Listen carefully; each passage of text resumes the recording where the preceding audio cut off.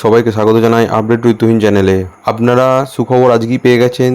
আমাদের মাননীয় মুখ্যমন্ত্রী যে ঘোষণা করে দিয়েছে 17 আগস্ট থেকে অন্নপূর্ণার টাকা 3000 টাকা ধাপে ধাপে অ্যাকাউন্ট ঢুকতে শুরু করবে। কারা পাবে, কাদের ঢুকবে, সমস্ত আজকে এই ভিডিওর মাধ্যমে জানিয়ে দেওয়া হবে। প্রথমেই বলে রাখি, চ্যানেলটি লাইক ও সাবস্ক্রাইব করে রাখবেন যাতে পরবর্তী ভিডিওগুলো আপনার সামনে তুলে ধরতে পারি। চলুন সম্পূর্ণ খবরটা আজকে জেনে নেওয়া যাক। আজকে যে খবর বলেছিল যে অন্নপূর্ণার যে টাকা, যে গুরুত্বপূর্ণ খবর, যে কাদের ঢুকবে আর কাদের ঢুকবে না, সমস্তটা কিন্তু আজকে তিনি বিস্তারিত জানিয়েছেন। প্রথমেই বলে রাখি, আগের ভিডিওতে আমি অন্নপূর্ণা ভান্ডারের যে রিভেরিফিকেশন সংক্রান্ত যে আপডেট দিয়েছিলাম, সেই কাজ ইতিমধ্যেই অনেক বিধানসভা এলাকায় সম্পূর্ণ হয়েছে এবং অনেক জায়গায় এখনও চলছে। কিন্তু যারা অনলাইনে আবেদন করেছিলেন তাদের আবেদনপত্র, অ্যাপ্লিকেশন আইডি সংগ্রহ করা হচ্ছে যাতে নতুন করে রিভেরিফিকেশন করা যায়। বিশেষ করে যারা এখনো কোনো কিস্তির টাকা পাননি তারা পুনরায় যাচাই করার জন্য প্রক্রিয়া চালানো হচ্ছে। আপনারা অনেকেই জানেন কি জানেন না জানি না, আপনাদের বিধানসভায় একটু খোঁজ নিয়ে দেখবেন, কিন্তু আপনাদের ভেরিফিকেশনের কাজ নতুন করে কিন্তু হচ্ছে। যাদের টাকা ঢোকেনি তারা একমাত্র টাকা পাওয়ার যোগ্য নাকি সেটা ভেরিফিকেশন চলছে। অনেক আবেদন জমা পড়ার কারণে কিছু নাম প্রাথমিক ভেরিফিকেশন তালিকা থেকে বাদ পড়ে যেতে পারে। প্রথমে যে আপনারা অনলাইন ফর্মটা ফিল আপ করেছিলেন সেখানে কিন্তু অনেক ভেরিফিকেশন নাম জমা পড়েছিল, সেখানে কিন্তু ভেরিফিকেশনের মধ্যে থেকে কিন্তু অনেক তালিকার নাম বাদ পড়েছে।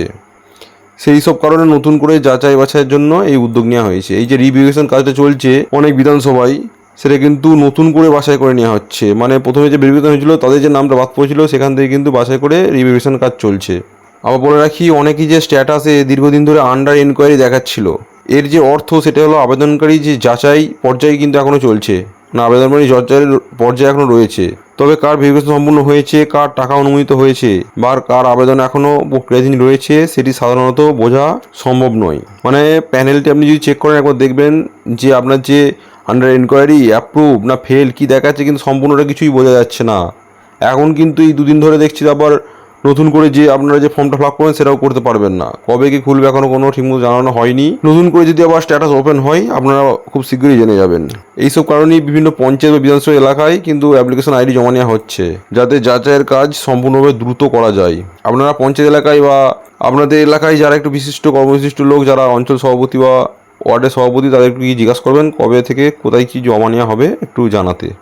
আপনারা তাদের কাছ থেকে খবরটা পেয়ে যাবেন। আজ যে 6ই আগস্ট মাননীয় মুখ্যমন্ত্রী যেসব বড় বড় আপডেটগুলো দিয়েছেন সেগুলো হলো যতসম্ভব টাকা 17 আগস্ট থেকে 15 জুলাইয়ের মধ্যে কিন্তু ধাপে ধাপে ঢুকে যাওয়ার চান্স আছে। এই যে 17 আগস্ট থেকে 15 জুলাইয়ের মধ্যে কিন্তু একটা হাই চান্স আছে টাকাটা ঢুকে যাওয়ার, যেটা আজকে তিনি ঘোষণা করে দিয়েছেন। যদি বলি টাকাটা কারা পাবে, যাদের নাম রিভেরিফিকেশনে রয়েছে একমাত্র তারাই কিন্তু টাকাটা পাওয়ার যোগ্য।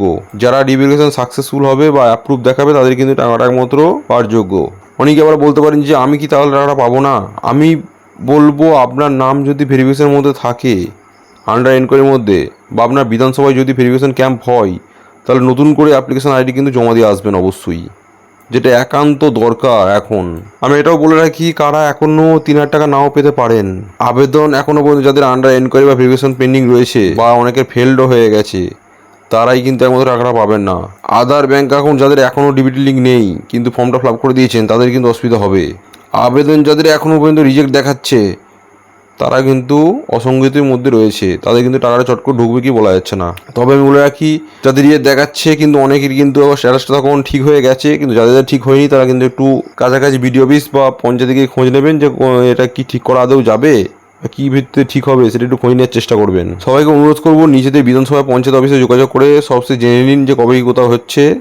আর গুজব বা অপরিণত কোনো ওপর নির্ভর করবেন না। সরকারি নির্দেশনা, স্থানীয় প্রশাসনের এলাকায় আপনি কিন্তু গুরুত্ব দিন। এখন সোশ্যাল মিডিয়ায় কিন্তু অনেক গুজব রটাচ্ছে যে টাকাটা কালই ঢুকবে পরশু ঢুকবে, কিন্তু আমরা গুজবে কান দেবেন না।